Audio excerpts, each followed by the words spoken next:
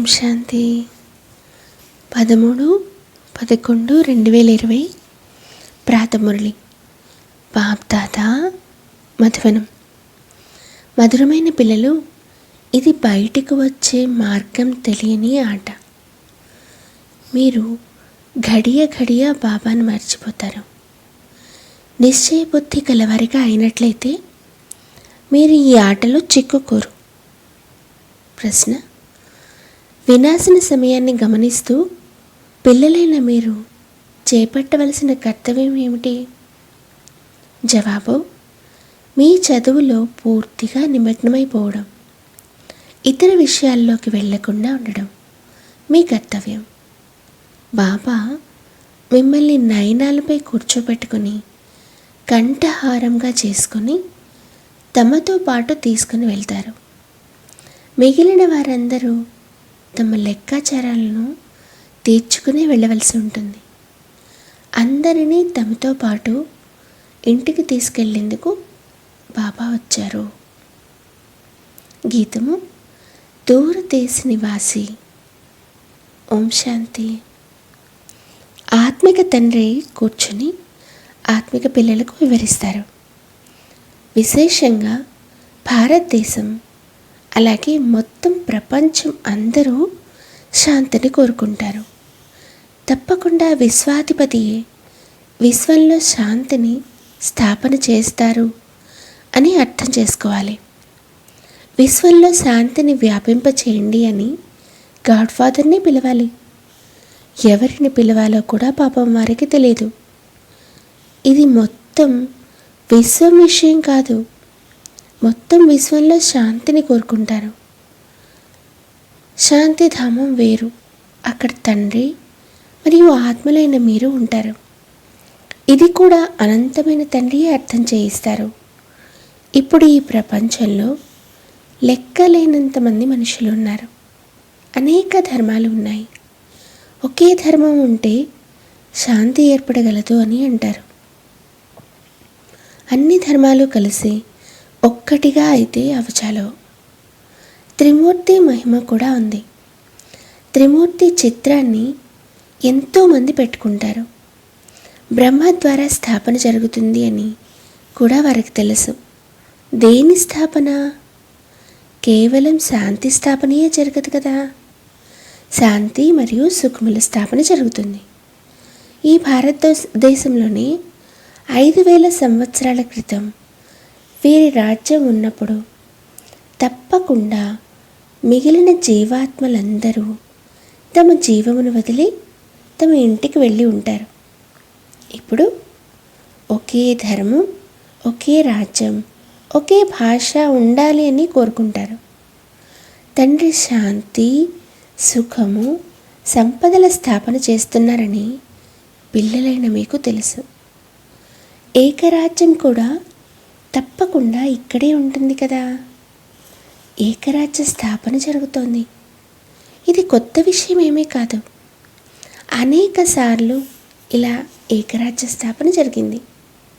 మళ్ళీ అనేక ధర్మాల వృద్ధి జరుగుతూ వృక్షం పెరిగిపోతుంది. మళ్ళీ తండ్రి రావాల్సి వస్తుంది. ఆత్మయే వింటుంది, చదువుతుంది. ఆత్మలోనే సంస్కారాలు ఉన్నాయి. ఆత్మలమైన మనం భిన్న భిన్న శరీరాలను ధారణ చేస్తాము. పిల్లలు ఈ విషయంలో నిశ్చయబుద్ధి కలవారిగా అవడంలో కూడా ఎంతో కష్టపడవలసి వస్తుంది. బాబా గడియ గడియ మర్చిపోతున్నాము అని అంటారు. ఇది బయటికి వచ్చే మార్గం తెలియని ఆట. ఇందులో మీరు చిక్కుకుపోయారు. మేము మా ఇంటికి మరియు రాజధానిలోకి ఎలా వెళ్తాము అన్నది మర్చిపోయారు.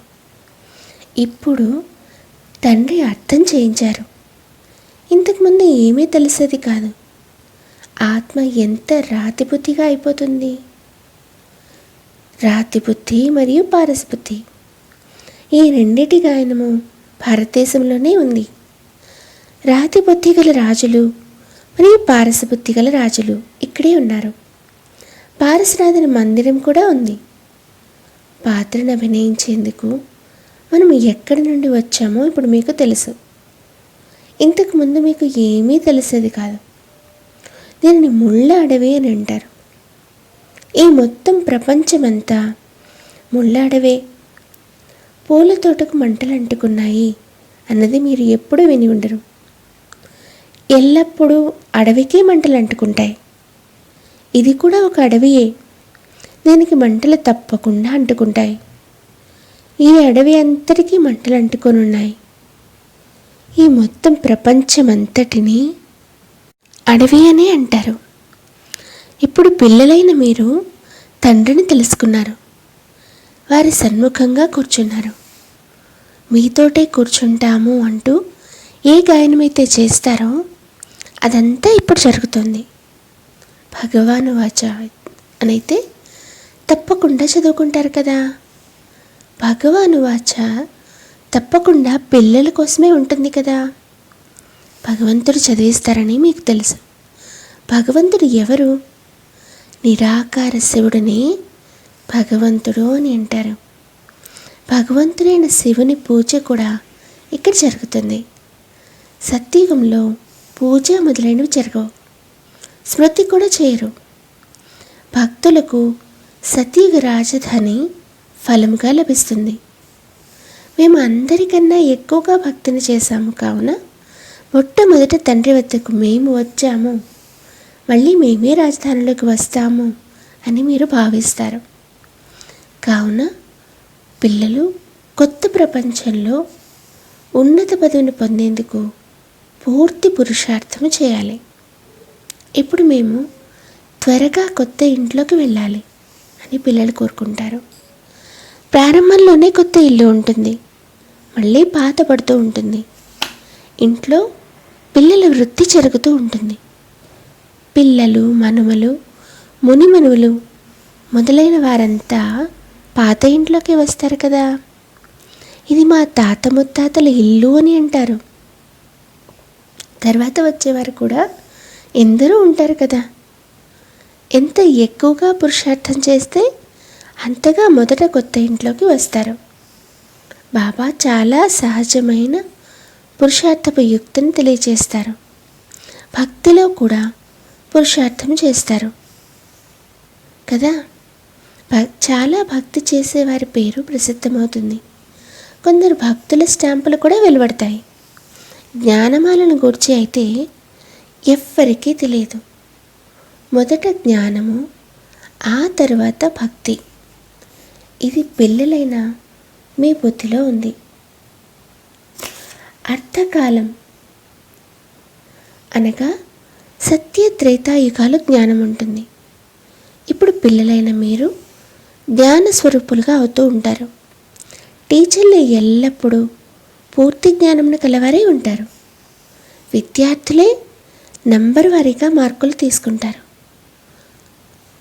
ఇతడు అనంతమైన శిక్షకుడు, మీరు అనంతమైన విద్యార్థులు. విద్యార్థులైతే నెంబర్ వారీగానే కల్పపూర్వం వల్లే పాస్ అవుతారు. మీరే 84 జన్మలను తీసుకున్నారు అని బాబా తెలియజేస్తారు. 84 జన్మలలో 84 మంది టీచర్లు ఉంటారు.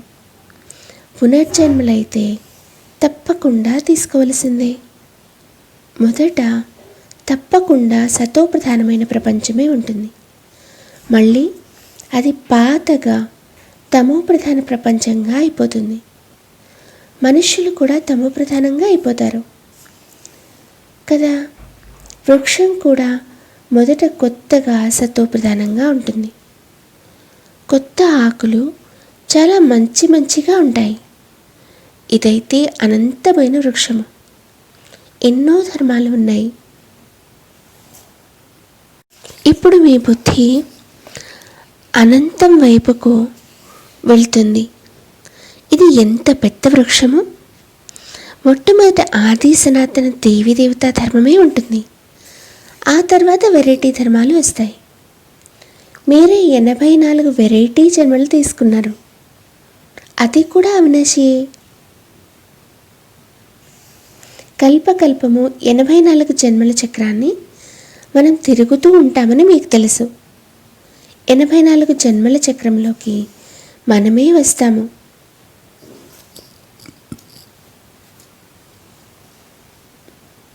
84 జన్మల చక్రంలోకి మనమే వస్తాము. ఏ మనిషి ఆత్మ 84 లక్షల జన్మలు తీసుకోదు. వెరైటీ జంతువులు, జీవరాశులు ఎన్నో ఉన్నాయి. వాటిని ఎవ్వరూ లెక్కించలేరు కూడా. మనుష్య ఆత్మలు 84 జన్మలు తీసుకున్నాయి. ఈ పాత్రను అభినయిస్తూ పూర్తిగా అలసిపోయారు, దుఃఖితులుగా అయిపోయారు. మెట్లు దిగుతూ సతో ప్రధానుల నుండి తమో ప్రధానులుగా అయిపోయారు. మళ్ళీ తండ్రి వచ్చి తమో ప్రధానుల నుండి సతో ప్రధానులుగా తయారు చేస్తారు. నేను తమో ప్రధాన శరీరంలోకి, తమో ప్రధాన ప్రపంచంలోకి వచ్చాను అని తండ్రి అంటారు. ఇప్పుడు మొత్తం ప్రపంచమంతా తమో ప్రధానంగా ఉంది. మొత్తం విశ్వమంతటిలో శాంతి ఎలా ఏర్పడగలదు అని మనుషులు అంటారు. విశ్వంలో శాంతి ఎప్పుడు ఉండేదో అర్థం చేసుకోరు. మీ ఇంట్లో చిత్రాలు ఉన్నాయి కదా, వీరి రాజ్యం ఉన్నప్పుడు మొత్తం విశ్వంలో శాంతి ఉండేది. దానిని స్వర్గము అని పిలిచేవారు. కొత్త ప్రపంచాన్ని స్వర్గము, గోల్డెన్ ఏజ్ అని అంటారు. ఇప్పుడు ఈ పాత ప్రపంచం మారనున్నది. ఆ రాజధాని స్థాపన జరుగుతోంది. విశ్వంలో వీరి రాజ్యమే ఉండేది. లక్ష్మీనారాయణుల మందిరంలోకి ఎంతోమంది మనుషులు వెళ్తారు. వీరు భారతదేశపు అధిపతులు అని ఎవ్వరి పొత్తులోనూ ఉండదు. వీరి రాజ్యంలో తప్పకుండా సుఖశాంతులు ఉండేవి. ఇది 5000 సంవత్సరాల విషయం. అప్పుడు వీరి రాజ్యం ఉండేది. అర్థకల్పం తర్వాత దీనిని మళ్ళీ పాత ప్రపంచం అని అంటారు. కావునని వ్యాపారస్తులు ఖాతా పుస్తకాలను స్వస్తికమును దిద్దుతారు.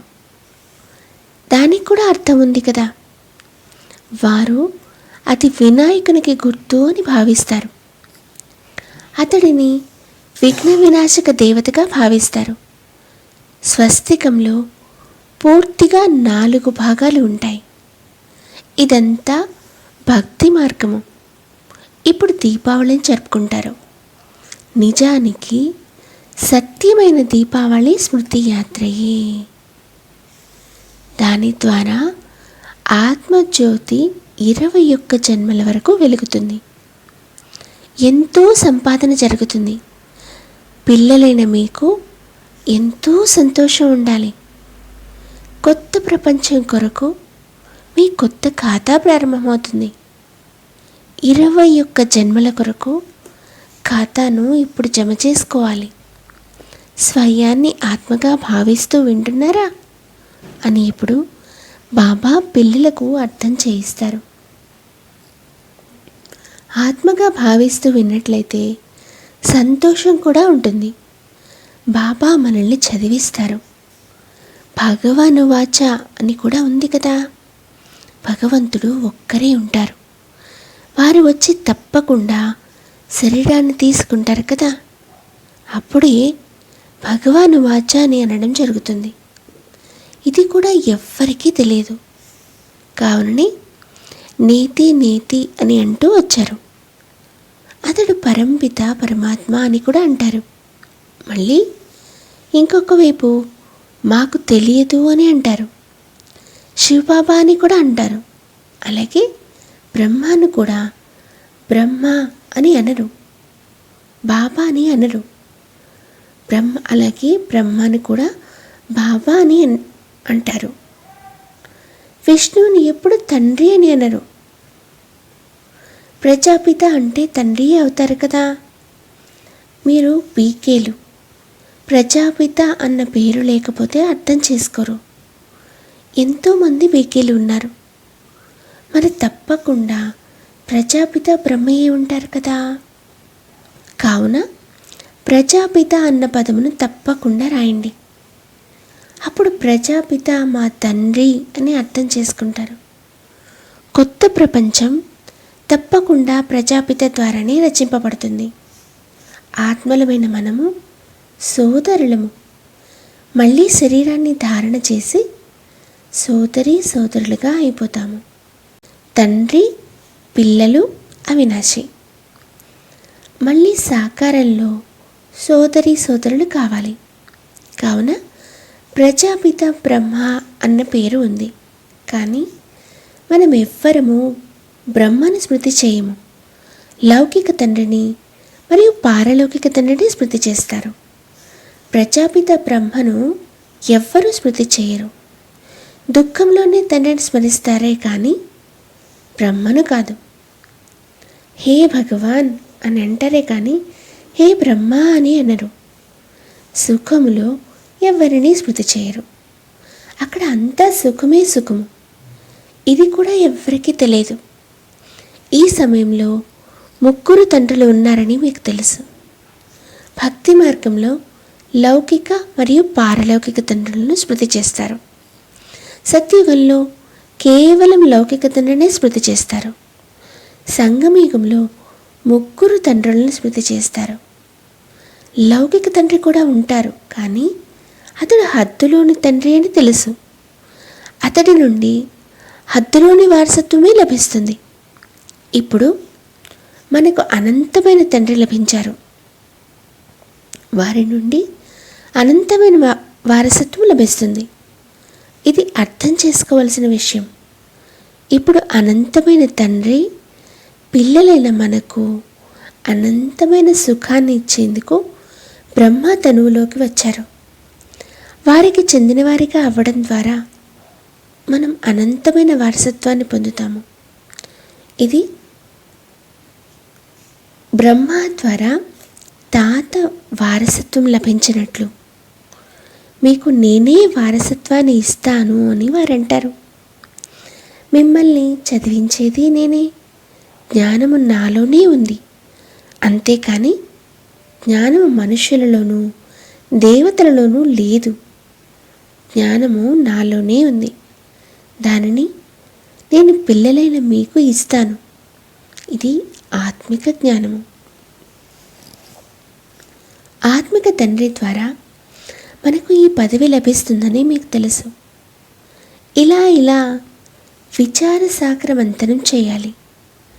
మనస్సును జయిస్తే విజయం, మనస్సుతో ఓడిపోతే ఓటమి అని అనేస్తారు. నిజానికి మాయపై విజయం పొందితేనే విజయము అని అనాలి. ఎందుకంటే మనస్సును ఎవ్వరూ జయించలేరు. మనశ్శాంతి ఎలా ఏర్పడగలదు అని మనుషులు అంటారు. మనశ్శాంతి కావాలి అని ఆత్మ ఎలా అనగలదు? నిజానికి ఆత్మ ఉండేదే శాంతిధామంలో. ఆత్మ ఎప్పుడైతే శరీరంలోకి వస్తుందో అప్పుడే కార్యం చేయడం మొదలు పెడుతుంది అని బాబా అంటారు. ఇప్పుడు మీకు స్వధర్మంలో నిలవండి. స్వయాన్ని ఆత్మగా భావించండి. ఆత్మ స్వధర్మము శాంతి. అంతేకాని ఇక శాంతిని ఎక్కడ వెతుకుతారు? ఈ విషయంలో రాణి హారం ఉదాహరణ కూడా ఉంది. సన్యాసులు ఈ ఉదాహరణని ఇస్తారు. మెడలో హారం పెట్టుకొని ఊరంతా వెతికినట్లు మనలోనే శాంతిని పెట్టుకుని వెతుకుతూ ఉంటాము అని అంటారు. మళ్ళీ ఇంకొక వైపు తాము స్వయం అడవులలోకి వెళ్ళి శాంతిని వెతుకుతూ ఉంటారు. ఆత్మలకు మీ ధర్మమే శాంతి అని బాబా అంటారు. శాంతిధామము మీ ఇల్లు. మీరు పాత్రను అభినయించేందుకు ఇక్కడికి వస్తారు. అక్కడి నుండి వస్తారు. శరీరంతో కార్యం చేయవలసి వస్తుంది. శరీరం వేరైపోతే స్తబ్దత ఏర్పడుతుంది. ఆత్మ వెళ్ళి మరొక శరీరాన్ని తీసుకుంటుంది. మరి ఇక ఎందుకు చింతించాలి? అది మళ్ళీ తిరిగి రాదు కదా. కానీ మోహం వెంటాడుతుంది. అక్కడ మిమ్మల్ని మోహం విసిగించదు. అక్కడ పంచవికారాలు ఉండవు. రావణరాజ్యం కూడా ఉండదు. అది రామరాజ్యము. ఎల్లప్పుడూ రావణరాజ్యమే ఉంటే మనుషులు అలసిపోతారు. ఎప్పుడూ సుఖమును చూడలేరు. ఇప్పుడు మీరు ఆస్తికులుగా అయ్యారు మరియు త్రికాలదర్శులుగా కూడా అయ్యారు. మనుషులకు తండ్రిని గురించి తెలియదు. కావుననే నాస్తికులు అని అంటారు. ఈ శాస్త్రాలు మొదలైనవి ఏవైతే గతించిపోయాయో అవన్నీ భక్తి మార్గానికి చెందినవి. ఇప్పుడు మీరు జ్ఞాన మార్గంలో ఉన్నారని పిల్లలైన మీకు తెలుసు. బాబా పిల్లలైన మిమ్మల్ని ఎంతగా ప్రేమగా నయనాలపై కూర్చోబెట్టుకుని తీసుకుని వెళ్తారు. అందరినీ కంఠహారంగా చేసుకుని తీసుకుని వెళ్తారు. అందరూ పిలుస్తూ ఉంటారు. ఎవరైతే కామచితిపై కూర్చొని నల్లగా అయిపోయారో వారిని జ్ఞానచితిపై కూర్చోపెట్టి లెక్కాచారాలను తీర్చి తిరిగి తీసుకుని వెళ్తారు.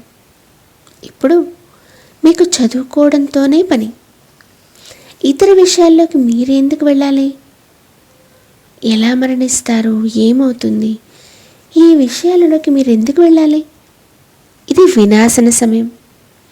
అందరూ లెక్కాచారాలను తీర్చుకొని తిరిగి వెళ్ళిపోయారు. ఈ అనంతమైన డ్రామా రహస్యము పిల్లలైన మీ బుద్ధిలోనే ఉంది. దీనిని గూర్చి ఇంకెవ్వరికీ తెలియదు. మనం బాబా వద్దకు అనంతమైన వారసత్వాన్ని తీసుకునేందుకు కల్పకల్పము వస్తామని పిల్లలకు తెలుసు. మనం జీవాత్మలము. బాబా కూడా దేహంలోకి వచ్చి ప్రవేశించారు. నేను సాధారణ తనువులోకి వస్తాను అని బాబా అంటారు. నీకు కూడా నీ జన్మలని గురించి తెలియదు అని ఇతడికి కూడా అర్థం చేయిస్తారు. పిల్లలు దేహీ అభిమానులుగా అవ్వండి, తండ్రిని స్మృతి చేయండి అని ఇంకెవ్వరూ ఇలా అనలేరు. అచ్చా, మధురాతి మధురమైన ఆత్మిక పిల్లలకు మాత్పిత బాప్దాదాల ప్రియ స్మృతులు మరియు గుడ్ మార్నింగ్.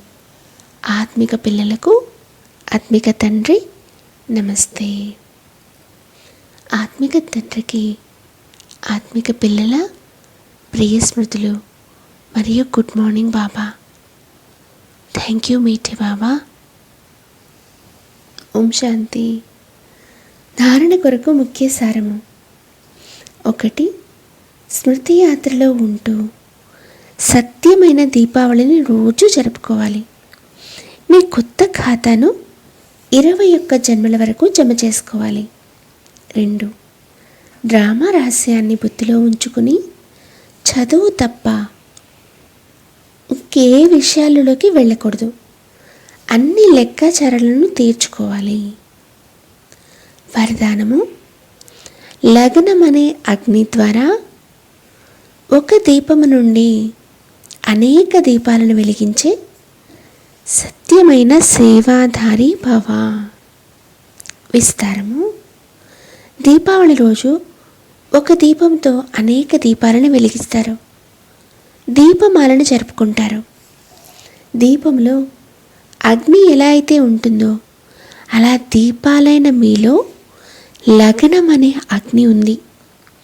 ఒకవేళ ఒక్కొక్క దీపం యొక్క లగ్నము ఒకే దీపంపై ఏర్పడినట్లయితే అదే సత్యమైన దీపమాల. దీపమైన మేము లగ్నాన్ని ఉంచి అగ్ని రూపంగా అయ్యేవారిమి. తమ ప్రకాశం ద్వారా అజ్ఞానత అనే అంధకారమును తొలగించేవారే సత్యమైన సేవాదారులు అన్నదానిని గమనించాలి. స్లోగన్. ఒకే బలము, ఒకే విశ్వాసము. ఈ పాఠాన్ని ఎప్పుడూ దృఢం చేసుకున్నట్లయితే నడి సముద్రం నుండైనా బయటికి వచ్చేస్తారు. ఓం శాంతి.